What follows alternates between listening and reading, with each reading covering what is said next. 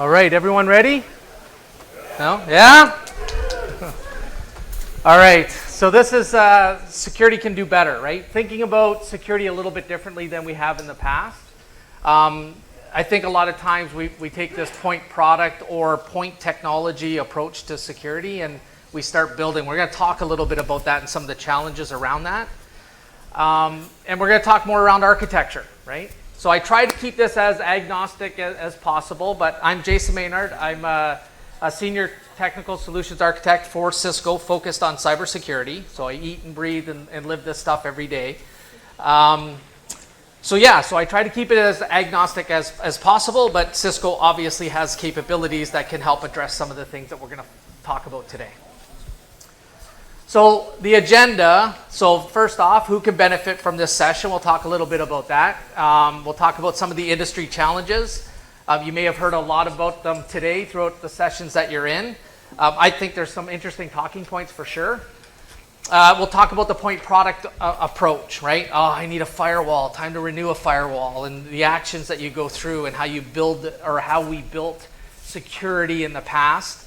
And then we'll take an architectural approach, right? We're actually going to walk through, this is more like whiteboard walkthrough, where we talk about flows, right? We talk about the use case and what's required to secure that use case.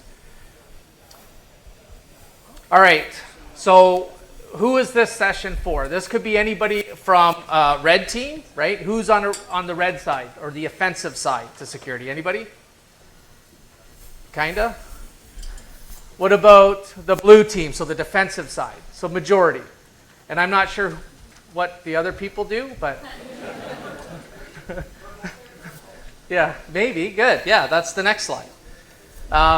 And there's a combination of these teams, right? So if you look at this bad pyramid, right, build, attack, and defend. So if you look at it, everybody's familiar with red and blue teams.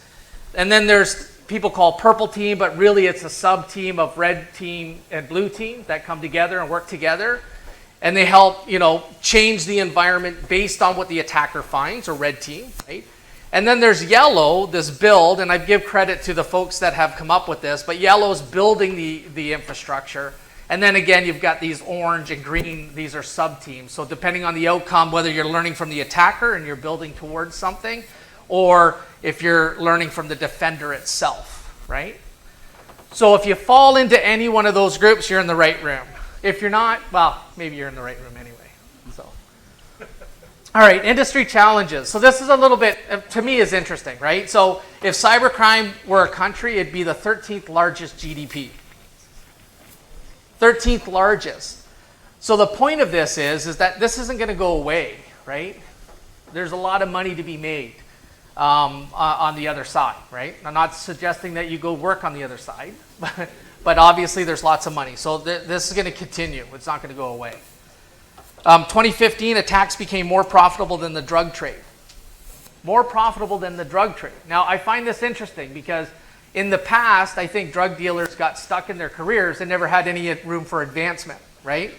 And now there's, well, maybe not, but anyways, yeah, so that's interesting to me. Sextortion, spam, phishing, crypto scams have all increased, right? And I've got some interesting stories around some of that, right? Around, when your laptop goes home in your private setting, there's still a cam on it, right? There's still things on it. And if it's a corporate asset, you got to be very careful who touches that asset and what they do with it, because the defensive side has lots of capabilities about seeing what you might be doing, right?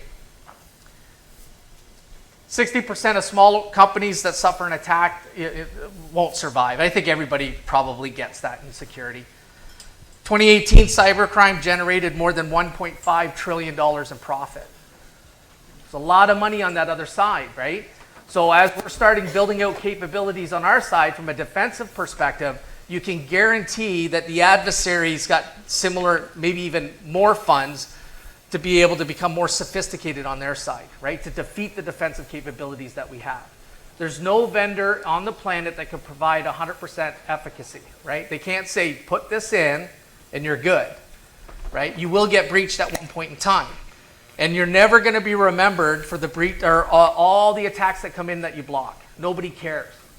right? You're batting down all these threats every day, right? I think you're awesome. You think you're awesome, but the business doesn't care, right? That's your job.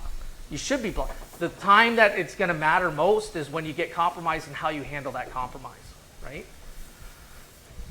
2017, more than 80% of security breaches came from phishing and credential thefts, right? So phishing's big, right? We know that, and it's moved into your messaging, right? How many people get a message on the weekend that says, you know, rbc1.ca, reset your password, right? You get them everywhere, not just an email anymore. Now, how many people click links in email? Oh, there's a couple honest people. No, I'm not saying you're not honest. I'm just saying. So I was with a colleague in Vancouver, right, last year. We were putting on this threat hunting exercise for our customers. And I get, it's in the morning, right? I don't know if I'm getting older and grumpier. I'm not even sure. Maybe it was with the person I was with. I was grumpy because I had to sit with them. But anyways, I get an email that says, Jason, you must take your PTO by the end of the quarter, right? Personal time off. And I'm reading it on my mobile device, and I'm like, what? There's 2 weeks left to the quarter. I've got like 4 weeks banked. How can I do that? So the first thing I do is read like just the first part of it, and then I forward it to my manager. You know, what's going on? What, like, really? And shortly after, he responds back and says, wait, we can't keep fighting the machine, right? You gotta take the time off. And so I looked at that email a little bit further, and I saw a couple links in it, and I looked at it, and sure enough, it was an internal phishing campaign to test us. Now, I didn't click the link, but I did forward it off. And I'm aware, right? I'm a security person. I think security, but I still forwarded to my manager because I couldn't take the time to really analyze it. And he says he never clicked the link. I don't know. He's in training this week. This happened last year, so it wouldn't be this week. But anyways, I have some fun. I don't know. He says he didn't click the link. He's sure he didn't click the link. But he came back and he gave me some answers. But sure enough, it was phishing. So it doesn't matter how good you are. The adversary plays on emotion, right? In this case, they almost got me, maybe, right? Or I dragged other people in, which is even worse. Taking over access of one admin account. I think many people know that. Unfortunately, a lot of times there's one keys to the kingdom, right? And if the adversary gets access to that, it's game over. This one I thought was pretty interesting, right? 1.9 billion stolen passwords.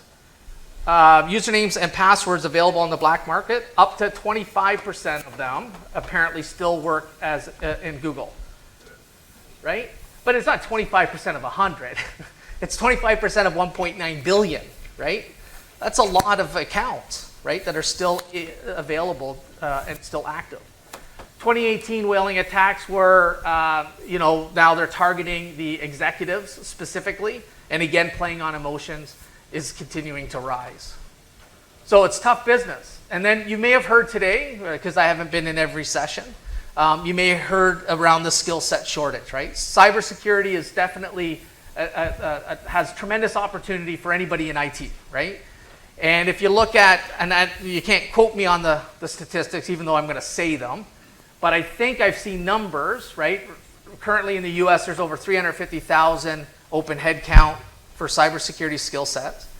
In the world by 2021 or something like that, it's 3.5 million. And then I pulled out this article on LinkedIn recently that says in Canada, there'll be 8,000 roles opening up. So we've got challenges, right? The schools aren't ready to educate people in cybersecurity. What we're finding is a lot of people that are junior now are moving into roles because we don't have anybody to do them, so we got to train in-house. But the adversary knows this as well, right? So you're going to need a combination. You're going to have to work with technologies, right, obviously, but you're going to have to simplify that stack. You're going to have to partner with people that are experienced, and you're going to have to grow that in-house as well, right? That capability. But this is how we're going to be working into the future. The good thing about that is that there's not a lot of people in the industry, so maybe we'll get paid more, right? Maybe. So if you look at RSA last year or the year before, right, or coming up this year, there's hundreds and hundreds and hundreds of security vendors. Hundreds, right? And if you look at my little map there, you know, there's a whole bunch of capabilities. Firewalling, endpoint AMP, right? Network behavioral analytics, all kinds of capabilities. You're going to need these, right? And honestly, I almost think everything that I've included in this is table stakes. If you don't have them, you certainly have an issue, right, that you might want to address. The point is that it's very complicated, right? And then trying to operationalize this is challenging at best. And you may not want to believe me per se, right? But if you look at everybody else in the industry, what they've done is they've taken this point product type approach, they went best of breed, they've tried to integrate it, and yet we see an increase of compromise still, right? So I always ask customers, right, when I'm talking to customers, is I say, what do you think that you're doing differently that's going to make you succeed? Because some of them with bigger budgets, with more skill sets than you, have already been down that road, right, once before. So you got to ask yourself that. What are you doing differently that leads you to success? So it's complicated. And what's interesting here is, if I ask, is there anybody in networking here? If I ask you to name, you don't have to name them. If I ask you to name 10 networking vendors, could you name them? 15. It gets hard, right? If I ask somebody in systems, right, can you name 10? Can you name 15, right? You start to struggle to come up with 15. Again, with storage. In security, and I've done this, right, I can say anything. And I've done it, and I don't do it anymore because I get people to raise their hands. So last time I was talking to someone, I said, hey, have you ever heard about this, you know, endpoint product? It's called Cybersecurity Ninja, and it does all this cool little stuff. And I asked the group, how many people have heard of it? And there was a couple people raised their hands. Well, I just made it up, right? So I don't do that anymore because I don't want anybody to raise their hand. And maybe there is a product, maybe I don't know, right? The bottom line is you have to Google it and maybe do some research. You can't say it definitively, right? And so what we're seeing in the industry in 2019, you're starting to see, you know, large amounts of malware. You see this increased spend for defensive capabilities, and then data, right? It's all about data. Data to me, and I think many people say this, data is the new oil or data is the new gold, right? Who owns the data, obviously, can do a lot with that. And I've always questioned this, because I talk to customers all the time, and I talk about, you know, some of the defensive stuff that you should be thinking about, and it's like a battle, right? It's like, why do I need this? Well, this is kind of why, and yeah, but I have this, and well, that's only 50% of what you need, right? And it's back and forth, but what you're protecting is more valuable than gold, right? If you look at Fort Knox, it's pretty well secured, right? There's no argument about what you need for security for Fort Knox, right? They got lots of really cool new stuff, and they, you know, secure gold, right? With data, we seem to have to fight, pull teeth. But the adversary, what's happening is that as we're building this defensive capability, right, and it's more systemic, automated, right, the adversary is doing the same thing. So a lot of people say, well, wait, we're small. They're really going to target us? Well, yeah, because now it's point click, right? Oh, interesting, right? There's some data here. And, oh, they have a business relationship with someone else. Maybe there's weaknesses there that I can exploit, right? So they use you as a first step. They get what they want out of you, and then they use you to pivot, right? The bottom line is that you're going to have to do more, right? And you have to take a systems approach to it, or an architectural or platform approach to security. You can't do it with independent products and think that you're going to succeed, right? Or too much fragmentation within at least in the architecture. And this is what I meant by, are you going to continue to do what everyone else has already done and proven to fail, or are you going to take a different approach to security? And so this leads us to point product approach. So I'm going to walk through this. This is actually going to walk through what most environments kind of look like, and I'll ask a couple questions. But everybody has a firewall, right? At least internet-facing, right? So that does, you know, IP-based, port-based, protocol-based type security, right? And somebody might be saying, well, what about next gen? We'll get there, right? But, you know, traditionally, this is what you would start with. You'd have a firewall accessing the internet.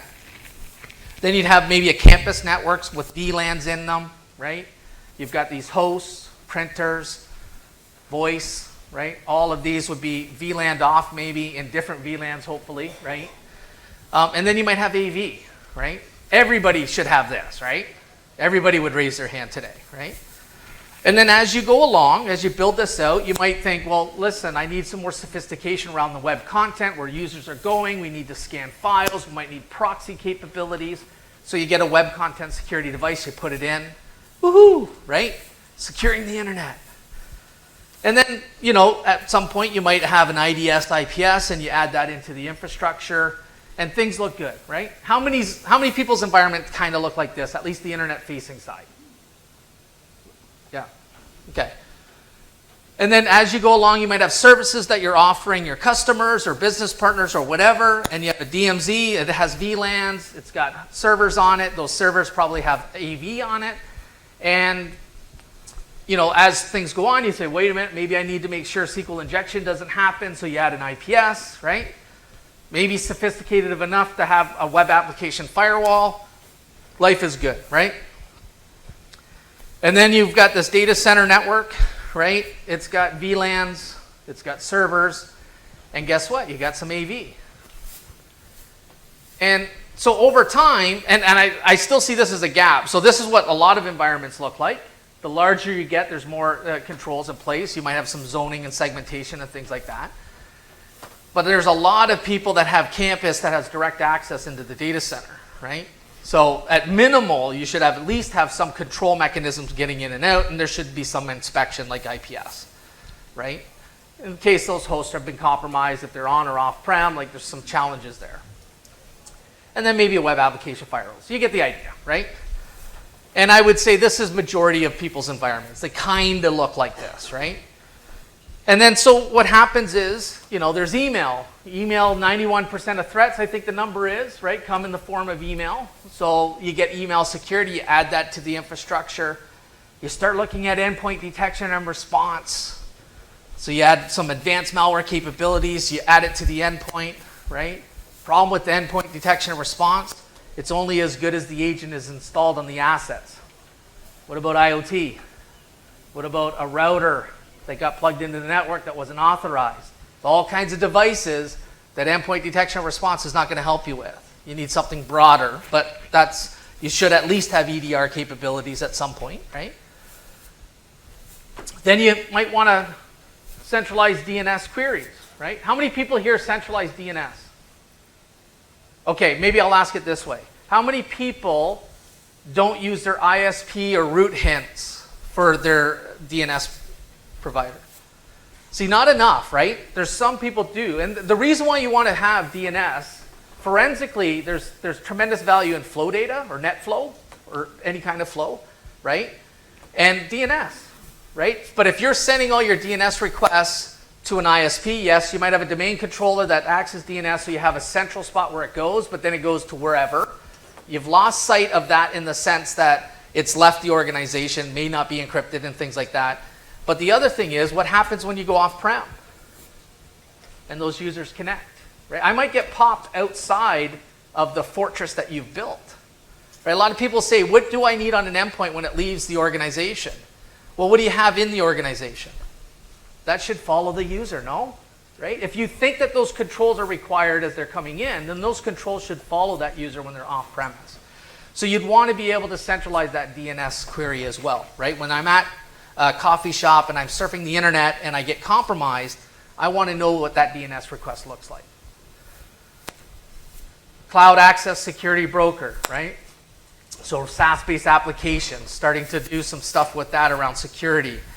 You've got flow analytics, right? And this is now we're starting to get a little bit more advanced. If I start looking at organizations that actually take flow data and do analytics against that, behavioral analytics with a security-minded focus, you're certainly looking at probably a more mature organization from a security perspective. But this is where you end up going, right?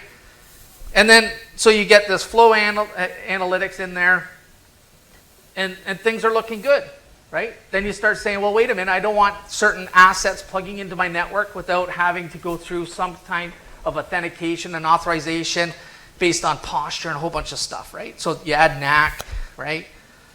So you get some micro or maybe macro type segmentation. And maybe if you're lucky enough, you start looking at your data center and your servers that are in there, and you start getting into maybe some macro type, micro type segmentation, right? But the challenge is that as you build this out, this is good. Like if you have this, you're in pretty good shape from at least having security capabilities, right? Or defensive capabilities. But the challenge is, how does this all work together, right? If I see something on the endpoint, does it let my other defensive capabilities know about this new emerging threat? And does it take defensive action against that threat if it sees it, right? There's some challenges there. But as you go along, what happens here is now we got things like decryption, right? TLS 1.3, oh boy, right? That's going to become a challenge because there's a performance impact to TLS 1.3 when you're doing man in the middle.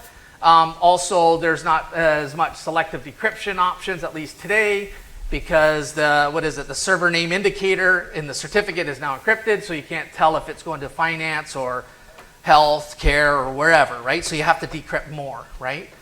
And more often. You got application segmentation and waitlisting, right? You've got public, private, hybrid cloud. You've got database security. You've got vulnerability scanning, right? You've got mobility. You've got SIM, right? Logging and reporting. And it goes on and on and on. And the big challenge with this is how do you get intelligence sharing? How do you get integration? And systemic response. So if I have an email come in with a PDF that my email system determines is bad, should my endpoint not know about that if they see that through a USB key? I mean, it'd be tremendously valuable, right? If it did. If someone got it in a USB key, because what's going to happen is that PDF might get hit by your email security appliance, and I'm at least half clever as an adversary.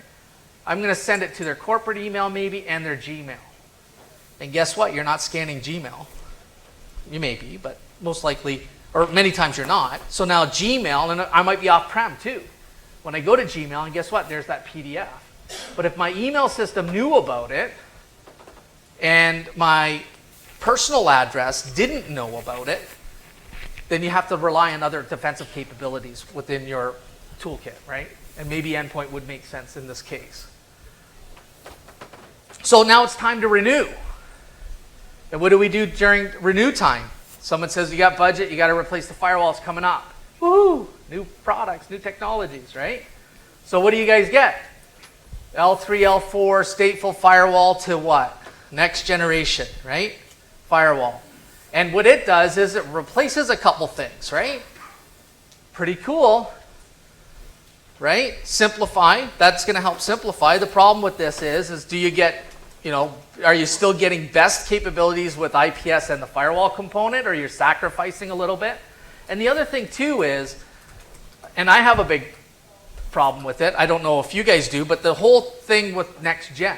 So next gen, I don't know when that label came out with NGFW or next gen firewall. But I'm going to say it's at least 10 years old, right? So if it's 10 years old, I call it next generation firewall and do nothing with it. Is it still next generation? It never expires, right? You wouldn't buy food that had a next generation label for expiry on it, right? You just, no, right? It was funny to me. Nothing? But the problem with next generation label is, are you truly getting next gen? I don't know. That's a question back to you. I would argue maybe you don't in some cases, right? Because everybody's marketing it as next gen. And you can't say next gen firewall or next gen firewall 2.0. Like it becomes silly, right? So anyways, that's the next generation label. And then you've got IoT, right? And what happens is things start to break, you start to get compromised, and you're not happy. Right? And how many folks have taken, well, I think many people do, but when you take this approach, it's not that it's bad, that's just the way we've been doing things forever, right? But I think we're our worst enemy, right? We see a new shiny silver bullet and we think we need to, and we add it into the environment and we hope to make it work, but it's fragmented. It may add some efficacy, but not a whole lot of efficacy, right? It surely adds a lot of complexity. So what if we take a different approach, right? It doesn't mean that you don't have a firewall renewal, that you're not going to go and buy a new firewall. Absolutely, you're going to keep the wheels in motion. But maybe take a step back and say, let's go through this a little bit more holistically. And maybe what we're going to do is we're going to start with the executive drivers, right? So this is something that Cisco does with their customers, but you can, again, take this and do this on your own, right? You don't necessarily need to work with a specific vendor, right? But the goal is to truly understand what those executive drivers are. And it could be all kinds of things. I tried to translate this a little bit, but simplification of the security stack, right? Better integration, allowing my users to be able to float from on the network to off the network to access applications anywhere, right? And from a security perspective, maybe I want to improve intelligence ingestion, right? I want to reduce the time to detect. And so you're going to get all of these executive drivers, right? And get them laid out, and because that's what you're building towards, okay? And then from there, you want to identify the threats and risks to the business. So that could be compromise of customer data, right? Credentials stolen and compromised, accounts. Lack of visibility, right? During an incident. That's the biggest challenge we have. The number one thing that customers say to me when I speak to them is visibility, right? I just don't have good visibility, right? Risk of compromised assets off the network, right? Again, is that security control that you've built, you've invested maybe hundreds of thousands to millions of dollars defending, has now just walked out the door with AV on it, right? Gets popped, comes back in, and does a command and control through 443 and forces you to decrypt that in order to know that it's going to something bad, right? Unless it's a known bad IP. IoT devices do not support agents, right? So there's risks of, even though there's a tremendous amount of value of adding IoT devices, whether that's operational networks or IT-based networks, you can't put an agent on them, right? So how do you secure them? Sure, you can segment them, but can they still move laterally? Is there still access back out to a building management system, right? From that building management system, can I pivot into the data center? I don't know, right? So again, that might be something on your list. Service impact due to breach, right? DOS, right? Denial of service, right? There's all kinds of things that you could add here. And again, this is going to make you think about the defensive capabilities you're going to require. And so what you also want to capture is, what do you have today, right? What is the capability and what is the vendor, right? And get a good sense of what that looks like, because that's going to answer some of your questions when you're building this out. Oh, I need AV. Oh, I have AV, right? And as you go along, what you're going to try to do is identify the gaps. That's the goal in this, and then enhance, right? All right. So we got an organization. Maybe it's called Acme. I don't know. But what's interesting in this, and again, this is probably more for me than you, but I always thought Wile E. Coyote was stupid, right? And maybe he is, but I guess the company he runs, like, his products are failure prone and they're explosive. So it might not be his fault solely, maybe because he's the CEO. But anyways, figure out what the company is, right? And identify the flows. So this could be as simple as IT to the internet, IT user to the internet, HR to the internet, salesperson to the internet, right? Contractor to a specific service in the data center, right? Light bulb to a building management system. So now I've identified the flows, and obviously most organizations are going to have a lot more than this. The goal is to go through this exercise as simple as possible, identify a couple flows, and then determine what the security elements are required to secure that flow. Okay? So then you define the places in the network. And these could be based on your naming convention, right? It doesn't have to be what's up here, but it could be, you've got remote access, you've got campus, you've got PCI, internet, vendors, etc., right? And you define what those places are in the network, and then you articulate the flows themselves, right? So in this case, you got an admin on-premise, because off-premise is different, right? So admin, user, on-premise, going to the internet. And so through this, how we do this is that there's the capabilities. So green is addressed, right? The orange is purchased or slightly deployed. Like I got some capabilities, but I haven't turned them all on yet, right? And then capabilities not addressed is red. And when you go through this, the goal of this is to really think of this as either an auditor or a hacker, right? However you want to think about it. And really include as many people as you can. I've done sessions where I've had, the IT team, from security to network to systems to help desk, because they all add value in this dialogue. But I've also had procurement in the room. At procurement, it was interesting in the room, when they were going through and listening, they were asking their IT teams, why can't we do this stuff? And they were going, because you put this box, and I got to always go to market with this box, and I'm restricted. And they were like, well, wait a minute, that's silly. We didn't know, right? So anyways, add as many people into the room as possible that could add value, and walk through this flow. So going to the internet, everybody must have AV, right? Okay. You might have a firewall. You might have some application control, right? SSH outbound to the internet. Based on the application, deny it. You might have some IPS capabilities, right? You got to remember, even though the user is going out to the internet, you still might want IPS capabilities, because there's a client response and a server response. And that server response might be malicious. You might have URL or content filtering. You might have some active vulnerability scanning. You might have a SIM or logging and reporting. Right? So usually this is a dialogue. So if I was sitting with you and we were going through this exercise, you would tell me, because I wouldn't know this probably, and you would tell me, yes, this is what we have for this, right? And now we start thinking like that auditor and hacker, right? We say, what if? Should I be able to connect any asset to the network at any point in time? Right? What do you guys think? No, right? But how many companies can you walk in and plug into a wired port and get an IP address and you're on? Right? So now I need some maybe identity, authorization, authentication, right? And you can see here, I'm not saying product A from this vendor. This is all capabilities. And this is why it's agnostic, right? The exercise is about the capabilities. You'll determine what the products are after, right? Do I need to understand what type and state of the asset? So do I want to know if it's a corporate asset running Windows 10 with the latest patch levels, with the right signatures installed on it, with a domain, a part of Active Directory domain, right? Ask it and scrutinize, and then, yes, okay, you're good enough based on the context of that asset to allow you on the network, right? So maybe you want to profile the device and posture it.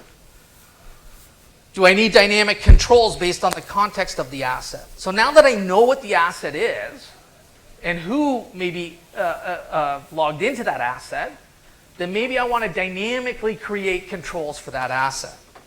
So you have access to maybe the HR database because you're the HR person. You always wanted to be. Or you're a printer and only need access to, right?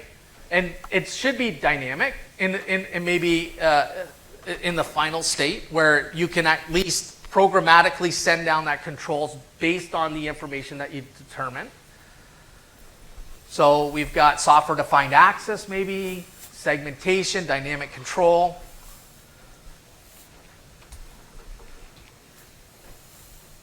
What about DNS security?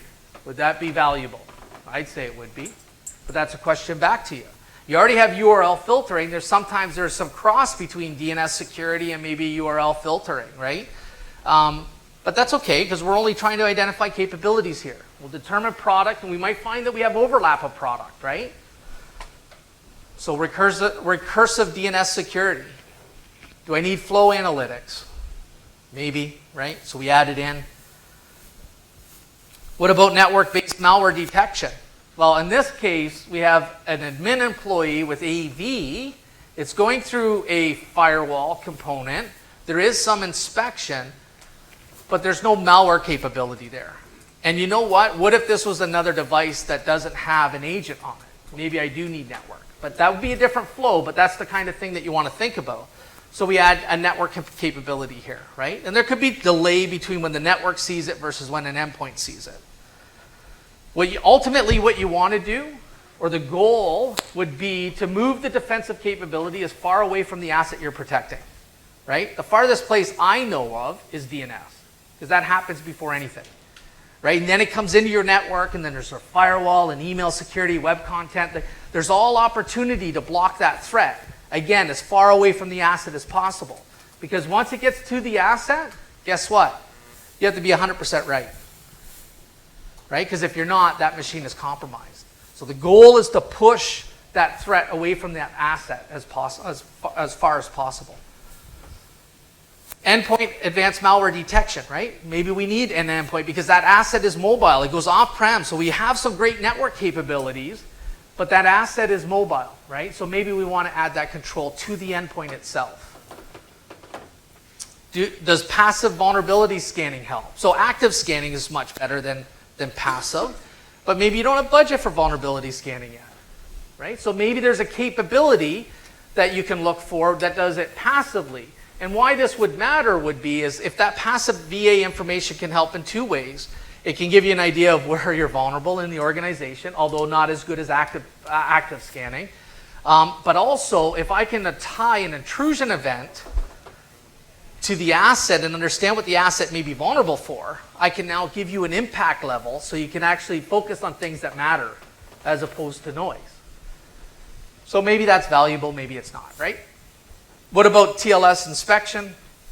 Right? There's stuff you can do on the endpoint. There's stuff that you can do in the network itself without doing man in the middle. And there's things that you can do in DNS and offload that to maybe a cloud.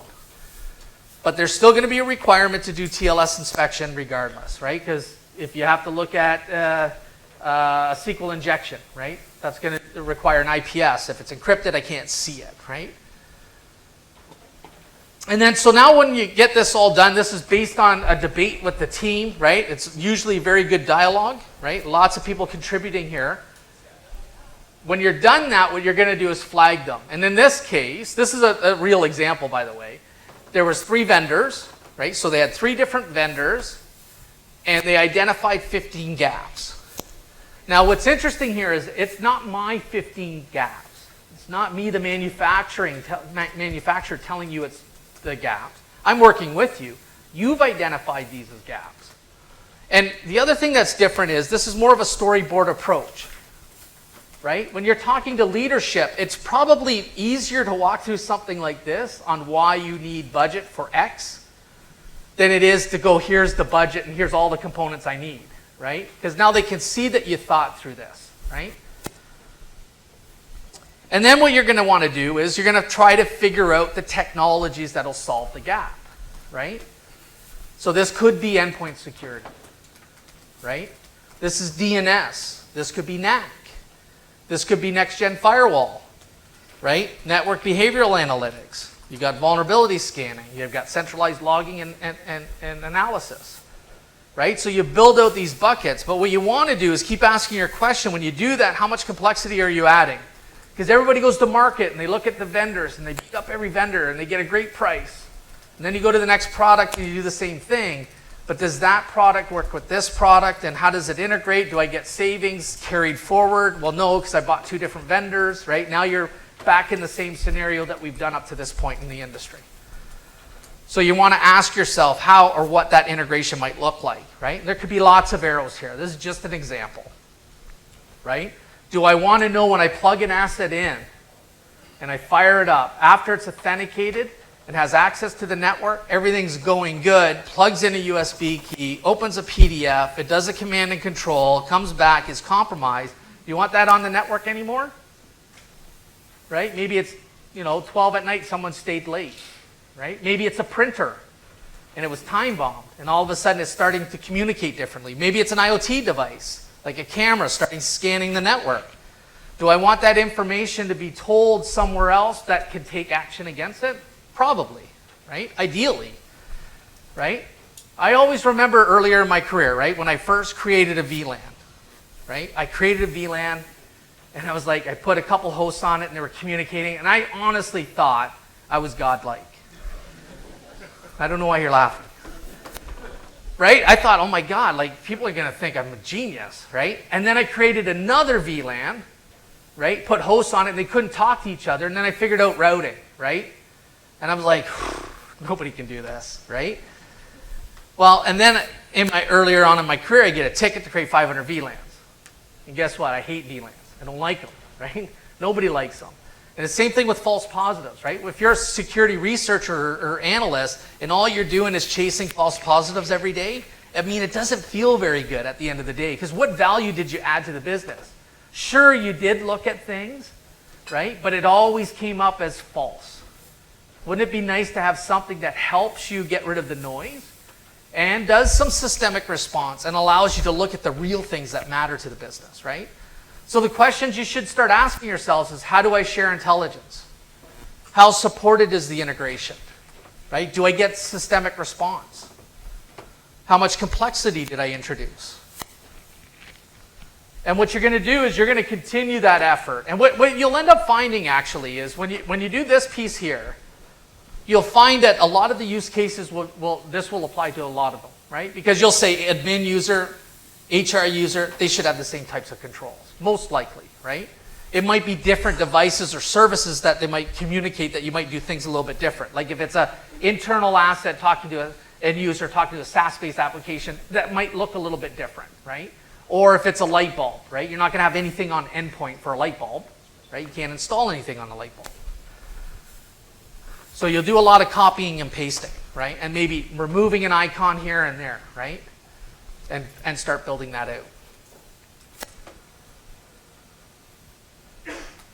Okay, so now we've got the flows determined, we've discussed it, we know where the gaps are, everything's looking bad, maybe good, but most likely bad. But that's okay, because now at least the head's out of the sand, right? We're looking forward, we have a plan. And so now what you want to do is take the top mitigation priorities and outline them, right? What is it? And now we're starting to get into, again, identifying some of the capabilities here, right? So again, for example, network segmentation, right? There's 10. We've identified 10 gaps. And again, if I have a capability, once it's installed, that could turn green as resolved, right? But I need to determine that. And then recently, I've done this, and a customer said, you know what? I don't care about the greens. I'd really like to look at the things that I don't have or that are missing, right? And I said, okay, but so I put this, now it's all put together, so it's easy, right? But at first it wasn't. It's like, how am I going to show that? So what you're seeing here is at the top, you're seeing the flows, and then you've got a column that has missing capabilities, and then we identify the security capabilities. And they wanted this matrix to see or show very quickly where they start turning things green as they start maybe leveraging more capabilities. So it's just a good visual. And then you have specific recommendations. So this is now where you've done some research, you've maybe worked with a partner or a vendor, and you're going to come out with, continue with maybe your next gen firewall and add 3 more features that you have already purchased but haven't enabled for certain rules, right? Turn them on. Yay, things are looking good, right?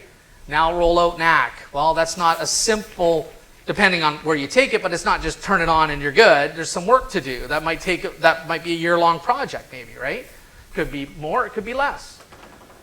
Implement DNS security, right? So you're going to outline these, but you might want to flip them as well to talk about ease of, and reduction in time to deploy, right? Where are the big wins, right? Maybe it's DNS. Maybe NAC moves further down the list, right? Again, you want to add defensive capabilities where you can. And again, you're not going to be able to defend against 100% of everything. So what you want to make sure that you're thinking about is that there's things going to get into the organization. I got to make sure these tools also provide me information in regards to what happened. Right? There's 2 questions. If, say, not Pietja 2 happened today, there's 2 questions your organization is going to ask yourself, right? What are those 2 questions? Huh? Kind of. Yeah, right? Do we have defensive capabilities? First, you're going to research it, because you're going to say, I don't know what it is, right? You're going to research it. And then they want to know, do I have defensive capabilities in play, and have I been compromised, right? And how many people in this room can go back to leadership today and answer that question with confidence?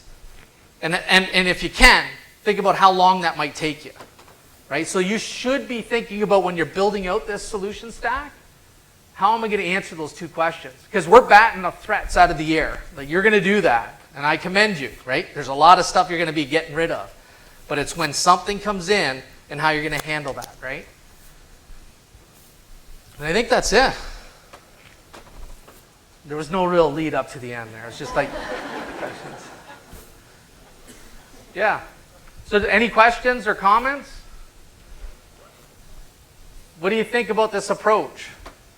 Is it something you've thought about? A lot of people, they've done things similar to this, but they don't look at it necessarily from a flow perspective. They look at it bigger picture, saying, okay, if we have an internet, we should have a firewall, we should have next-gen capabilities, we should have, we should have. Instead of looking at what does the flow look like in the organization, how does it flow, and what security elements along that flow do we require, right? And then you figure out what technologies that could fill that capability that you're trying to drive towards. If it is something you're interested in having done, certainly you can visit the Cisco booth as well, and they can help you get this exercise kicked off.